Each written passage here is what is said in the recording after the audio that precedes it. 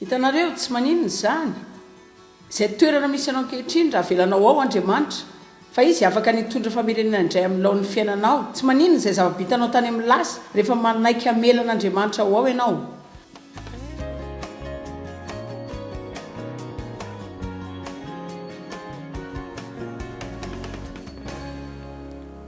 Inona no mitranga eo amin'ny fiainantsika rehefa tratran'ny korotana sy ny fanelanelanana masin'Andriamanitra isika. Tiako izany zavatra izany. Baiboly milaza fa ny mpangalatra tsy avy raha tsy hamono, angalatra sy hanimba, fa Jesosy nilaza hoe ho avy aho. Izay mihitsy ilay fanelanelanana masina. Dia voly manao izay ho afany, hanimba tanteraka fa Jesosy manapaka ny zavatra rehetra miseho izy. Voalaza ny fahaizao kosa avy mba hankafizinareo ny fiainanareo sy hananareo izany be dia be mandrapitobany. Ary tiako lazaina anareo izao fa raha amin'ny fiainanao izao ianao no mahatsiaro fahasimbana sy fahantrana sy tahotra ary aia na olana fifandraisana na koratram-po, Jesosy avy mba hanananao fiainana. Tsy mila miala amin'ireo olanao rehetra ireo akory ianao. Izay vao hanana fiainana ao amin'ny tahirin'Andriamanitra. Andriamanitra ny famelomana indray izy. Mamaky ny Salamo 3:20 isika rehefa manomboka ny conférence androany fa hoe mamelona indray. Ifanantsika izy hanana fanatorotoro aho. Efa naolana indray koa ary tsy ndraray indreniko. Dia nanambady ny lehilahy voalohany hitako izay niaraka tamin'ny vehivavy be dia be kanefa ratany am-pontsy. Tamin'izany aho 13 taona dia potika ny fanahiko. Tsy haiko intsony misaina marina na tsy ary diso tamin'ny zavatra rehetra. Dia nikorotana daholo hatramin'ny fanindriako. Tsy haiko izany hoe manome izany, tsy haiko izany manaiky izany. Ny any fantatro dia izay lazaiko ka miady eo mba hasoko izany amin'ny fombako rehetra foana. Ary tena sarotra rehefa manandrana miaina ohatr'izany ianao. Ampahatsoana no ilazako fa nivelominy indray ny fanahiko. Ary tsy haiko akory ny ilazananao ny fisaorako an'Andriamanitra ny amin'izay nataony teo amin'ny fiainako. Ary te hanamafy aminareo fa izay nataon'Andriamanitra ho an'ny olona iray dia ho nataony amin'ny hafa ho an'ny rehetra. Ka mila miezaka ianao hiazona izany androany hariva ary mino fa tsy misy olana lehibe ka tsy ho an'Andriamanitra vahana. Tiako ny Jaona 1:4 fa efa nandavy sy naharesy ny antikristy isika dia ny devoly. Efa naharesy sady ny devoly. Tsy manandrana mandresy ny devoly fa efa naharesy sady ny devoly satria lehibe izay ao anatintsika mihoatra noho izay eo amin'izao tontolo izao. Baiboly milaza fa mihoatra noho ny mpandresy isika amin'ny alalan'ilay tiantsika. Raha Andriamanitra no mba iza no atotra ahy. Rehefa tsara ny fifandraisanao amin'Andriamanitra dia manana fomba maro isan-karazana anao izy.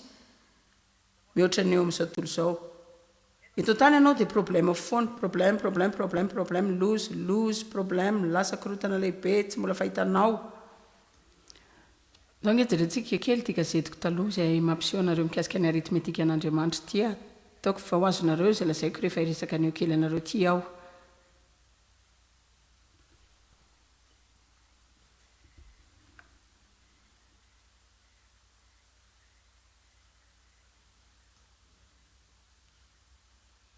Fitambarana izao n'ilay olana. Fitambarana ny tototra, hetra, reraka. Fitambaram-be ny mihoatra ny tokony ho zaka. Vidiny avy amin'Andriamanitra famelan-keloka fahasoavana famindram-po fanantenana finoana fitiavana fiadanana. Fitambarana fampahirezana, hetra, famelomana indray. Fitambaram-be dia fahafahana. Izy rehetra ny fiainanao. Amen. Tena nieritreritra ny momba izany aho hitanareo. Ny aritmetika miova rehefa tafaray amin'Andriamanitra ianao. Tiako ny ilay fehezan-teny-tsotra amin'ny Baiboly milaza hoe nefa Andriamanitra. Satria tena tiako fantatrareo fa ninona mitranga rehefa miditra Andriamanitra, rehefa miditra ilay Andriamanitra masina. Ka manaiky ny fanelanelanana ianao dia miova ny zavatra rehetra. Asan'ny apôstôly 7:9 asitsika miseho amin'ny écran izany. Asan'ny apôstôly 7:9. areo patriarka zanaky jakoba feno fialonana sy fankalana ary fahatezerana vatra ny josefa ho andevo tany Egipta nefa Andriamanitra ny rehetra hoe nefa Andriamanitra izy no zandrindrindra tao amin'ny fianakaviana ny alolazy avokoa ny rahalany rehetra satria izy dia tena tia ny datany ataoko fa tsy tena mitika loatra zany hoe nakalaina ireo rahalany teto fa izy aloha ny zazindrindra teo ka mba nahazo mihoatra kely noho ny sasany amin'izy ireo dia hitanareo mety azo zavatra vitsy izay tsy azo ny sasany amin'zareo dia azonareo fa rehefa ianao ny zandrindrindra ao amin'ny mpiray-tam-po dia mety efa hitanareo foana zany ny fiainanareo koa zany mihitsy azonareo tsara mihitsy mila lanjalanjaina ny zavatra rehetra dia mila eto ambovily daholo ny zavatra rehetra amen ny zanakay farany isy fotoana ny teny hoe tsy azoko mihitsy ny fahaterahako tsy azoko hoe ahoana tsy efa koa ohatra zany azonareo izy ny zandrindrindra dia ndray ny nano miazy akanjo tsara tare dia nanaovany zany ary lazaiko anareo fa vao mainka napatezitra ny ralany zany dia tezitra tokoa ry zareo nalahelo dia feno fankalana ka nitondrany azy namidy ho andevo ka nilaza tamin'irainy fa izy dia maty ny biby masika nentin'izy ireo niverina ilay akanjony ka ny finondrà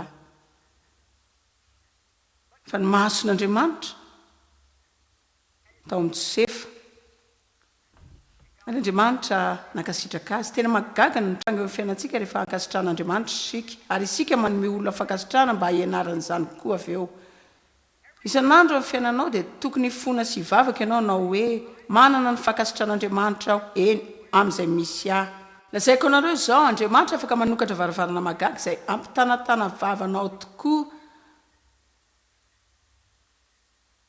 ampagaganao tanteraka ny zanako lahy nilaza tamiko tamin'ny herinandro lasa fa nahazo fankasitrahana izahay any Inde ary misy vehivavy iray izay manana toerana ambony amin'ny fitondrana izahay to lasa tia tokoa dia izy no nanokatra varavarana zao atsika ka mba ho isan'ny fandarana mandeha any koa andevo voalohany amin'ny télévision nationale any Inde izao dia tena efa mandeha betsaka any Inde koa isika izao efa mandrakotra betsaka any Inde isika izao fa ny fandehanana amin'izany station izany izao tonga dia mampitombo avy roeny ny olona tratratsika sika izao dia nahazo ny 570 tapitrisa amin'ny ray faingo roa lavitrisa ny olona any Inde dia andefa zany amin'ny fiteny 12 samihafa isika fankasitrahana zany ilaza zavatra aminareo vehivavy iray avy any Fenton Missouri izay tena malala tokoa hoe ohatra ny ahoana zany 30 taona lasa tsy mitory ny filazantsara amin'ny firenena manontolo ny Inde rehefa tsy ao tokoa Andriamanitra fa rehefa miditra ao Andriamanitra tonga dia miala avy hatrany ny devoly amen nefa Andriamanitra tsy efa dia nanomboka tao an-davaka ny fara tamin'ny lapa nanana fahefanam-bony izy tao Egipta ankoatra ny any farao irery ary ny zavatra tokana hitako dia tiako azonareo ty sombin'ity izao satria zava-dehibe amintsika rehetra ny zavatra tokana hitako fa nataon'i Josefa foana dia izy niezaka niazona ny toetra tsara foana ny nina ny tranga teo amin'ny fiainany marina tsy henonareo ve aho hoe aho hoe ny zavatra tokana nataony dia toetra tsara foana ny nina ny tranga teo amin'ny fiainany hoe aho hoe ny zavatra tokana nazony dia toetra tsara foana ny nina ny tranga teo amin'ny fiainany fantatrareo ve io inona ny nataony tamin'izay nisy azy rehetra tsara amin'ny ola foana izy rehefa tany am-ponjy izy nandritra ny 13 taona ny amin'ny zavatra tsy nataony dia nanampy ny mpitondra mofo sy mpitondra kapoaka iala tao izy fa nanadino azo avokoa izy ireo lazaiko nareo zao raha manana olana ianao ny fiainanao ny tokony ataonao dia ny miazona toetra tsara sy ho tsara amin'ny olona rehetra izay afaka anaovanao izany raha ataonao zany zavatra izany tsy sirika afahany dia voly mamatra anao izany enonareo ve aho aza atao izay amerenako izany indray hoe aho hoe raha manana olana be anao ny fiainanao ny zavatra tokana ataonao dia manao toetra tsara tazony toetra tsara dia mba tsara amin'ny olona ihany koa raha ataonao zany tsisy fomba fandevolo mamatranao mihitsy tsy ho afaka mihitsy izy ary tiako ny tantarany namany Daniela Sadraka sy Mesaka ary Abednego. Andriamanitra tena mampientanentana mihitsy isaky ny mamaky ty tantara ty aho sy isaky ny toro-ty indray aho. Zany tena hoe mahagaga ka dia mila miara-miaratra amiko ianareo zany satria dia toro-ty indray aho. Voalohany indrindra afaka mamantatra olo ianao ny lalany namany ary Daniela dia nanamana tsara. Lehilahy marina izy ireo. Lehilahy mitana ny teny nomeny manao izay rehetra lazainy ary manatanteraka izany. Miorina tsara amin'izay lazainy fa marina izy ireo ary tsy miova amin'izany na hananany olana aza. Tena tiako raha mba misy ohatr'izany amin'ny fiarahamonitsika ankehitriny. Sa ahoana? Ao amin'ny Daniela 7 manomboka amin'ireo andininy sasany izay ho resahako anareo minitra vitsy fotsiny.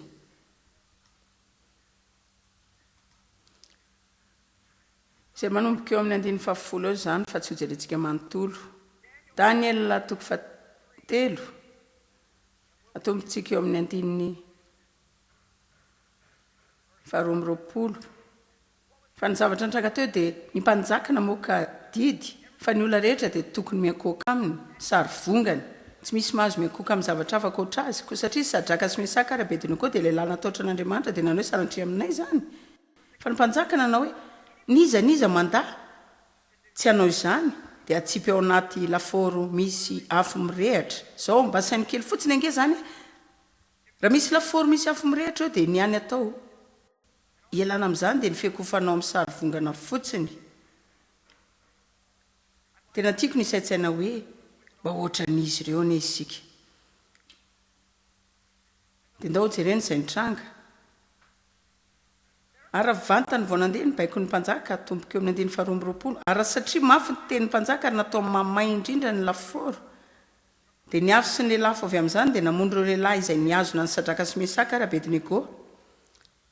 Ary ireo lehilahy 3 ireo Sadraka, Mesaka ary Abednego dia voatsipy ampatorana tao amin'ny laforo rehetra afo. Dia gaga sy talanjo ny Nebokadnezara mpanjaka. Dia nitsangana faingana izy ka niteny tamin'ny mpanolontsainy hoe motsy 3 lahy mifatotra va no natsipitsika tao anaty afo. Ary tsy ao anaty afo ve ireo nifatorana tamin'ny tady ka nafatra tao daholo izy ireo. Fa hoy izy hoe jereo za mahita lehilahy 4 tsy mifatotra mandehandeha eo afovoan'ny afo sady tsy mairy zareo ary ilay fa 4 dia tahaka ny endriky ny zanak'Andriamanitra. Nefa Andriamanitra tao amin'ilay laforo mirehetra afo. Nefa Andriamanitra tao amin'ilay laforo niaraka tamin'izy ireo ary ny zavatra tiako amin'ity dia hoe na dia tany amin'ny fotoana ratsy indrindra teo amin'ny fiainany azy izy ireo dia tany namana ny fatoran'izy ireo. Dia verinao fa tsy zavatra hitranga aminao fa rehefa mandalo ireny olana amin'ny fiainanao ireny ianao angamba raha matetika dia ireny zavatra ireny mihitsy no ampiasain'Andriamanitra hamany fatorany amin'ny fiainanao mba hanafakanao amin'ny olana. Netra tao izy ireo mifatotra voaka avy eo miva. Ary ny vaovao mafaly raha toy ianao ka makao amin'ny pejy manaraka dia voalaza hoe ary rehefa nivoaka avy tao zareo dia tsy nisy may akory, tsy nisy na dia fofonafo aza. Alleloia. Hitanareo zao tsy teo ratsy aho fa ataoko fa misy lesona eto ka holazaiko ihany ilay izy. Tsapako tamin'ny taona lasa fa rehefa nanao fitsoroana vavolombelona fa tratra mihoatra noho ny fanolana nefa voalan'ndraiko aho. Raha nararotina dia mety ho tsara ihany sy mety ho teny tsara. Nararotina ohatran'izany koa ianao, ohatran'izany daholo isika. Fa za tena nanisany ahy mihitsy satria fantatro avokoa ny verimberenany ary na dia mianatra intrangana izany azy. Ary nandritra ny teo amin'ny 5 taona teo ny raiko na ny olana efa ho 200 isa. Ary tena marary ny misaina fa misy olona afaka manana saina na fieritreretana izay veriny fa fiainana amin'ny zany zavatra izany kanefa dia nivoaka avy tao aho ary tsy nisy na dia vofinafo azy. Marina e, mikamafy ihany hoe tsy misy fofinafo akory a. Tsy hinonao akory zany raha mijery azy zao ianareo, tsy hinonao akory zany raha miresaka amiko ianao. Raha tsy nolazaiko taminareo dia tsy nahalala zany ianareo. mety hevitra angamba ianareo hoe tena nianatra be olona ny nanana tombontsoa be ialana amin'izany toerana zany tamin'ny fiainana ory olona hoe lavitra be zany ve ny marina naniry no any amin'ny kolejy fa tsy afaka nakany satria mila mandositra foana ndray koa dia lasa ny asa mila mivoaka foana ao dia mikarakara teny rery ka tsy mila miankina taminy fa ny mpampianatra any naniry mafy ny andianako eny amin'ny kolejy anatra fanaovan-gazety hitan'izy ireo fa manana talenta amin'ny fanondratana fa tsy afaka nakany ka dia tsy manana diplôma ny amin'ny fanondratana lahatsoratra an-gazety na koa mba nahazo lesona ny amin'ny fomba fanondratana boky taloha zao navita amin'ny fahasivifolo bokiko ary tsy mandoka tena akory fa mandoka an'Andriamanitra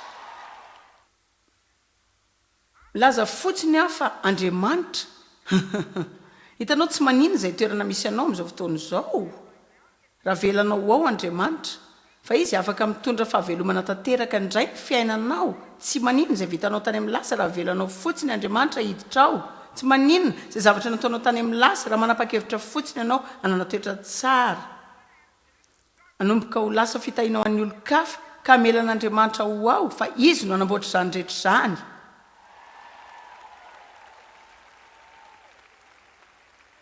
ity hevitra ity zao feno tantara izay mety anao izay nonalovako toy ny sombony any tena diso mihitsy raha mihevitra hoe izaho rery no olona nandalo ady sarotra betsaka aminareo no nandalo lova tsy mampino sy zavatra mampatahotra kanefa Andriamanitra dia faly aminao satria androany ianao tonga nkalaza azy androany ianao tonga mba hianatra misimisy kokoa mikasikazy fa betsaka amin'ireo olona maneran-tany ny voaratra ka misotro toaka mifoka zava-mahadomelona ka manao izay zavatra ratsy rehetra arak'izay azony atao kanefa tsy izay ny vahaolany entinareo zao afaka mahita ny valiny dia Andriamanitra tiako ny efesianina ho izy hoe fony mbola mpanoty sika Andriamanitra naniraka ny zanany latokana vato atsika nefa Andriamanitra nanapaka izany vokatry ny fahotana sy fahanitrana ary ny tsy fiadanana teo amin'ny fiainantsika izany fa hazavana mamiratra ao amin'ny aiziny fiainana tonga tamin'ny alalan'ny fahafatesana ka rehefa tonga ao Andriamanitra tsy misy masaka an'izany inona no mitranga rehefa manelanelana ilay Andriamanitra masina ahoana raha asiana fampahirizana kely ao an'ireo izay mety manambady olona tsy manompo an'Andriamanitra dao tadiana kely Paoly vetivety izay saika tena mono kristianina mihitsy mba ampijaly azy ireny nanatrika ny fitoram-bato an'i Stefana izy ka nanaiky izany rehetra izany tena mpanaraka fomba be izy ary nanana fitiavam-boninahitra tokoa izy tena mirehareny amin'ny zavatra izay vitana izy nanana lanja sy ny asina izy teo amin'ny ara sosialy sy ara-pivavahana ary nanana soavaly taingenana izy izay hoentiny mivezivezy ary mitetany mihitsy izy amin'izany no tapoka teo Andriamanitra seo taminy ka nanjera azy tamin'ny soavaliny nanajamba azy teny taminy ary tena tsy fantatrao mihitsy izay mety hitranga amin'ny olona tianao rehefa mitoy mivavaka ho azy ireny foana ianao satria lazaiko zavatra ianareo tsy mampaninina izy nananany sy nentin'izy ireo mba hanoerany an'Andriamanitra fa rehefa niseho Andriamanitra fa nelanelanana masina izay hanova zavatra teo amin'ny fiainan'izy ireo ary nitranga aingana izany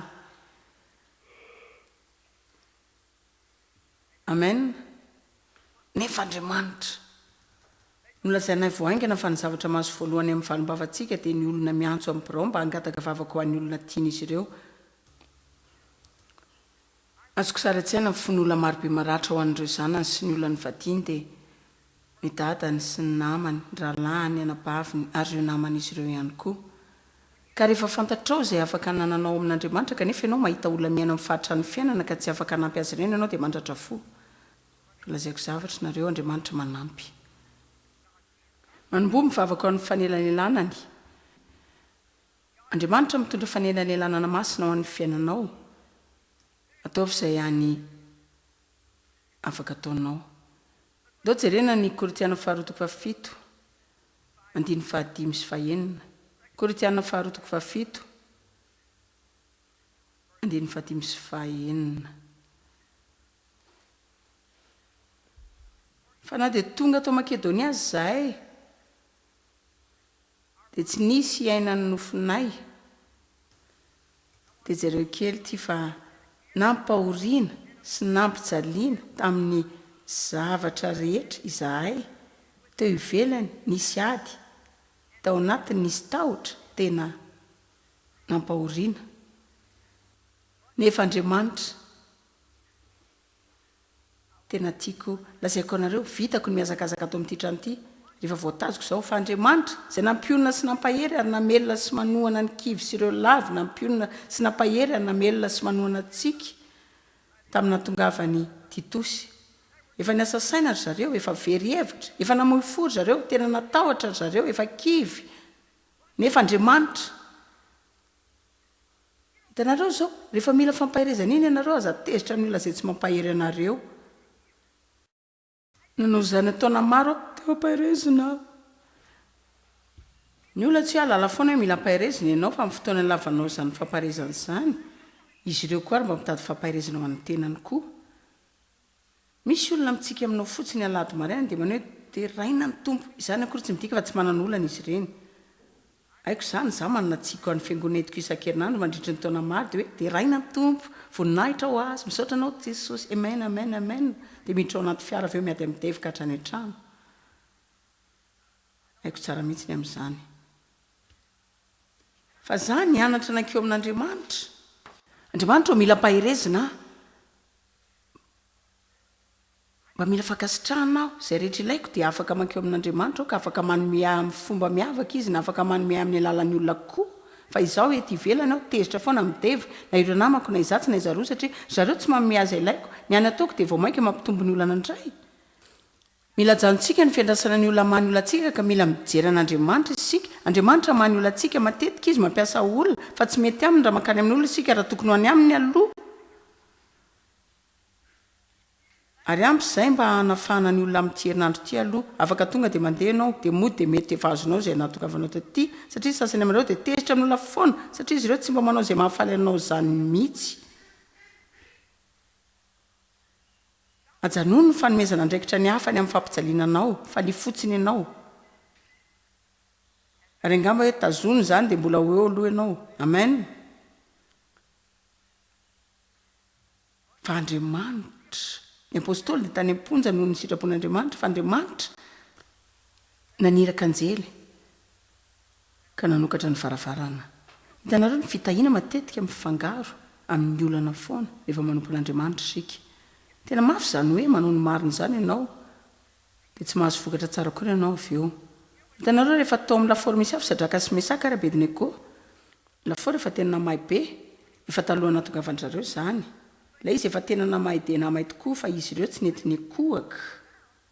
Nefa izay mihitsy ny tokony nataony. Baiboly nilaza fa ny mpanjaka nampanao ny lafaoro afahana fitoeny noho ny mahazatra. Nisedra zavatra ohatr' izany aho teo amin'ny fiainako izay nahatsiarovako tena nanaovako ny marina nefa lasa izao indray ny anjeran'ny olana rehetra. Ahoana inona nataonao rehefa toy zavatra tahaka izany ianao? Toetra matoky an'Andriamanitra ianao fa momba anao tokoa izy. Fa fantany izay ataony. Ary angamba misy zavatra hafa izay esanao anao mialohan'ny hanomezany ianao ny fahanafahana ilainao. Na mino izany ianao na tsy Andriamanitra mampiasa lafaoro hanafahana ny fatotra eo amin'ny fiainantsika. Tsy mitombo isika rehefa mora ny zavatra rehetra. Misaotra anao ny amin'ny valiny lehibe ianao. No afahana tao amin'ny afo izy ireo. Tao anaty lafaoro izy ireo no nafahana tamin'ny fatorany. Ianareo ve zazany? Tsy hoe teny ampandriana izy ireo ny hihinana mofo sy nijery tele fotsiny. Nafahana tao amin'ny afo izy ireo. Tsy tany ivelany tany amin'ny centre commercial ry zareo. Nafahana tao amin'ny afo izy ireo.